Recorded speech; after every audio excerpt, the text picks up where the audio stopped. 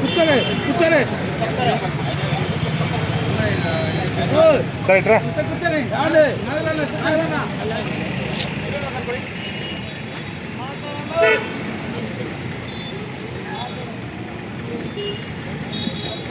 విద్యాశాఖ మంత్రి వెంటనే విద్యాశాఖ మంత్రి నారా లోకేష్ గారు వెంటనే విద్యాశాఖ మంత్రి నారా లోకేష్ గారు వెంటనే విద్యాశాఖ మంత్రి నారా లోకేష్ గారు వెంటనే డిఎస్సీ బడ్జెట్ అక్రమ అవకతవకలపై డిఎస్సీ బడ్జెట్ అవకతవకలు వెంటనే డిఎస్సీ బడ్జెట్ అవకతవకలు వెంటనే డిఎస్సీ బడ్జెట్ అవకతవకలు వెంటనే విద్యాశాఖ మంత్రి నారా లోకేష్ గారు వెంటనే విద్యాశాఖ మంత్రి నారా లోకేష్ గారు వెంటనే విద్యాశాఖ మంత్రి నారా లోకేష్ గారు వెంటనే విద్యాశాఖ మంత్రి నారా లోకేష్ గారు వెంటనే డిఎస్సీ బడ్జెట్ అక్రమాలను వెంటనే డిఎస్సీ బడ్జెట్ అక్రమాలను వెంటనే ఈరోజు ఈ డిఎస్సీలో జరిగినటువంటి అక్రమాలపై వెంటనే సిబిఐ ఎంక్వైరీ చేయాలని, ఆ సిబిఐ ఎంక్వైరీ జరిగేదాకా మంత్రి లోకేష్ బాబు గారు వెంటనే బాధ్యత వహించి రాజీనామా చేయాలనేటువంటిది ప్రధానమైన డిమాండ్.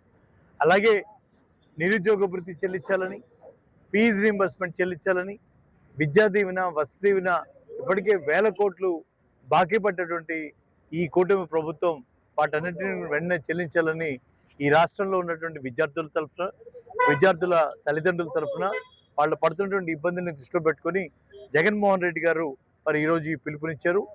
వైఎస్ఆర్ కాంగ్రెస్ పార్టీ మరి యువజన విద్యార్థి విభాగాలు దీనికి స్పందించి ఈరోజు ప్రత్యేకంగా పెట్లవానిపాలెం మండలం అధ్యక్షులు ఆధ్వర్యంలో ఈరోజు ఈ కార్యక్రమం జరుగుతూ ఉంది.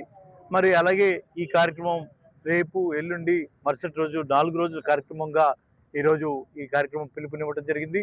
రేపు కల్లపాలెం మండలం నుంచి యువజన విద్యార్థి విభాగాలు తరలిస్తాయి. వాళ్ళు ఒకరోజు రిలే నిరాహార దీక్ష వాళ్ళు తెలియజేస్తారు.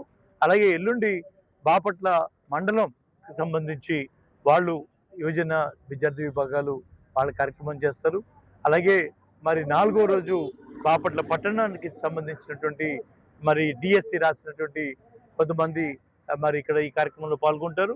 అలాగే పట్టణ యువజన విద్యార్థి విభాగాలు ఆ 4వ రోజు కార్యక్రమాన్ని మరి పాల్గొని ఈ బాపట్ల నియోజకవర్గంలో ఉన్నటువంటి విద్యార్థుల తల్లిదండ్రులకి బాసటగా వైఎస్ఆర్ కాంగ్రెస్ పార్టీ ఎప్పుడూ ఉంటుందని విధంగా తెలియజేయడానికి, వాళ్ళకి భరోసా కలిగజేయడానికి ఈ కార్యక్రమాన్ని మేము ఈరోజు తలపెట్టాం. అందరినీ మేము కోరుకునేది ఒకటే, ఇది ప్రధాన ప్రతిపక్షంగా మా మీద ఉన్నటువంటి బాధ్యత మేము చేస్తా ఉన్నాం. మాతో పాటుగా ఈరోజు ఈ సమస్య మీద అవగాహన కలిగినటువంటి ప్రతి ఒక్కళ్ళు, బాధపడుతున్న ప్రతి ఒక్కళ్ళు కూడా ఈ కార్యక్రమంలో పాలుపంచుకోవాలని మిమ్మల్ని అందరినీ కూడా మీడియా ద్వారా చేతులెత్తి నమస్కరించి కోరుకుంటాం.